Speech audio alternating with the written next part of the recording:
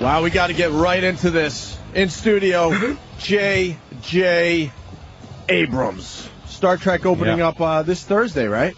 Thursday night. You don't even you don't need to do promotion for this movie. You just slept in today. Yeah, you might as well. The Buzz Giant on Star Trek. Oh, really? Amazing. Yeah, have you noticed? You noticed that? I saw a couple of billboards on my way in. I see a couple of commercials. No, I'm terrified. I think the trailer actually was viewed 10, 20 times.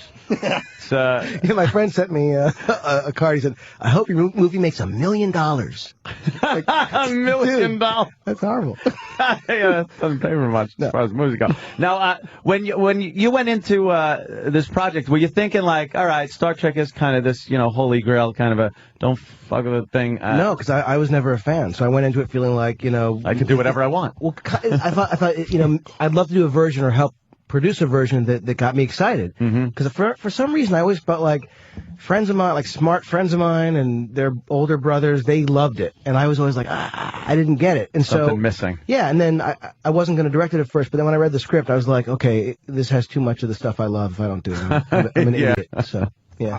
Yeah, and you weren't a fan, so that's kind of odd. Did you have somebody kind of consult you? Because there are certain things that you don't want to screw up. The writers are fans. One of them is just a nut, just a total Trek fan, like massive Trek fan. Were there some instances where things were kind of hit on where it's like, if we do that, it conflicts with... Look, there is a lot of stuff that I had to do my homework on to kind of learn, but I was trying to make the movie for people like myself who are not fans. So that if you see this movie, you don't have to have seen Star Trek. The point is not, That's great. It's not about that. That's a great that seems to work well for movies, these days anyway. The reimagination, as I like. If I hear that one more goddamn time. No, I never say It's a reimagination. Shut up. I never say it. I hope it holds the integrity that the Pink Panther did when Steve Martin redid it. That's all I care about. Please. Oh, man. No, but I think that the fun of this is that it uses the existing stuff as kind of backstory. Right. You never have to have seen it. Well, that's cool. Okay. The other thing about prequel type things that usually gets me is the technology is a lot better in the past, if you will, because the technology is better in movie making now. Right. So how do you cover that thing where, as they had cardboard sets and... Well, you're literally hitting on the whole thing, because this is not a literal sequel in that regard. I thought the key is to take the stuff that was, that was created almost half a century ago. Yeah. And say, make it relevant. Treat it for today. Because if I rebuilt the set from the original show, it would be ridiculous. It would just look stupid. It'd be like... Imagine all these millions spent on the movie, and you're sitting in that stupid big box chair that he was in. It would be preposterous. So the idea was, take the spirit of it, take the idea of it and the feeling, and then make it look real for now. Right. That was the idea. Yeah, because if you take something like Star Wars, and then you look at the prequels, it's like, wow, why didn't they just keep that? Because then you go to the original Star Wars movie, which is supposed to be later in history, and their stuff was like crap. It's an interesting thing. I mean, it was the dilemma. I mean, the Star Wars movies were literal prequels. Right. This movie is its own sort of timeline, its own world. So this isn't actually a prequel. We don't have that problem of, I don't care how exciting the sequence is. I know that Ewan McGregor lives because I saw Alec Guinness play him. You know what I mean? Right. Which is a good point to bring up because we were also thinking about that. And I never even realized that. Nothing's going to happen to Ewan McGregor. That's right. Because he grows up into Obi-Wan Kenobi. That's right. So you also know that nothing is going to happen to the characters in this movie because...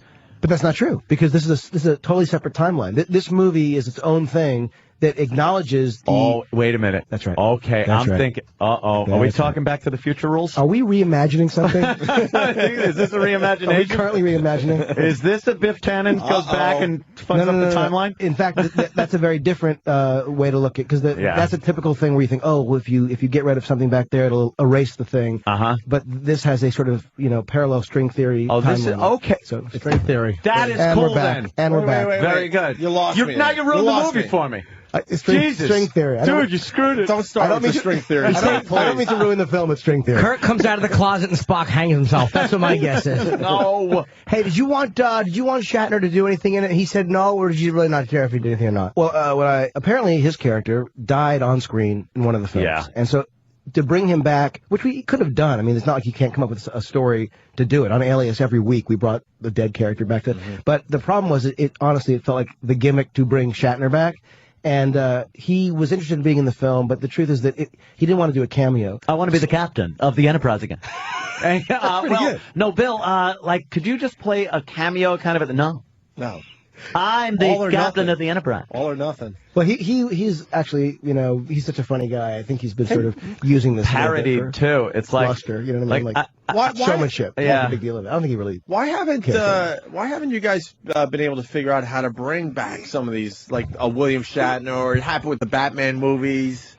What is it? It just takes you out of the new version of the movie? Oh, well, you know what I mean? Well, Leonard Nimoy is in this movie, and he's in it, and he plays Spock. He plays the same character. He plays Spock. You're very good at that. Spock. Were you a big fan? Yeah, I watched all of them. Oh, yeah. That's slightly eerie what you did. Yeah, I watched all of them. Too bad you didn't do it a year and a half ago. Maybe you would have picked I know, yeah, right, sure. we were casting. The casting. Now, also, I want to talk about the casting there. Was it difficult? Because, even though, like you said, you didn't see it, a lot of people very familiar with the Kirk character and his idiosyncrasies, his sexual, I'll screw anything that moves kind of a thing. Well, as far as casting goes, did that come into play, that you wanted someone that was a little early Shatner-esque? Well, we didn't want someone who was Shatner-esque, but we wanted someone who had the same kind of, that he had to be, he had to be cocky, he had to macho, be he had to be, fast, and he has to be really smart. But the key for me was funny, because Shatner's funny. Yeah. And he brought that in his performance, and I feel like, the luck we had with this cast is amazing. Everyone is funny. In this, every single person is funny. Even Eric Bana, who used to do stand-up, he's the bad guy. He's funny. He was in Australia. He was a huge stand-up but he played Chopper. I just can't picture him doing stand-up comedy. Isn't that funny? Yeah. Before Chopper, he did stand-up. Yeah, that was his thing in Australia. Big stand-up comedian on TV. And so now it's like, we have this cast. So the whole making of the movie was fun, because the cast was really fun. And the special effects look amazing. The ships and everything, because that's part of Star Trek that everybody, I think that's half of why you go. Is the characters and story, but then you want to see the ships, and the visual effects are unbelievable. ILM, which is George Lucas's company, actually. Is he good at that? I've never seen anything he's done. But they're amazing. I mean, they just blew my mind. Yeah, because the ship, I guess, would be the Enterprise at that point in time. Yeah. Just looks amazing.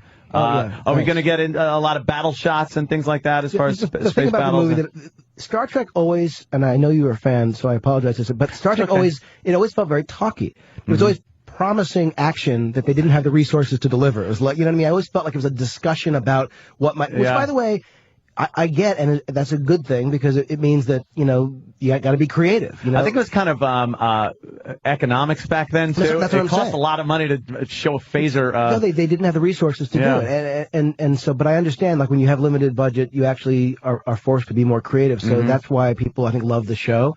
So I didn't want the show, our movie, to be brainless. I didn't want it to be some stupid, all-action movie. But what I loved about the script is there was an opportunity to do huge, crazy, fun action, and then great characters. And to me, that's the description of my favorite movies of all time, During Lost, I saw the little trailer they played where Kirk is running away from that creature, and then a bigger creature comes out and nails him. And his expressions are very funny. Like, he's not talking. He's just kind of like, oh, my God. And the way he looks back and goes, I'm the smaller fish here. Yeah, he's amazing. That was great. Chris Pine is unbelievable, and that sequence on this sort of snow planet was fun to do, because it was almost like a Dr. Seuss kind of thing, because it was like it was ridiculous, then more ridiculous. It got more ridiculous. Exactly, It looks fantastic. Oh, thanks, I couldn't be happier that another in the whole line of Star Trek is coming out, and this one just looks amazing. Oh, right on. Want to talk a little bit about Lost too, because I hear you were involved with that. Came and went, didn't it? That was a fad. I was involved, and the truth is that I left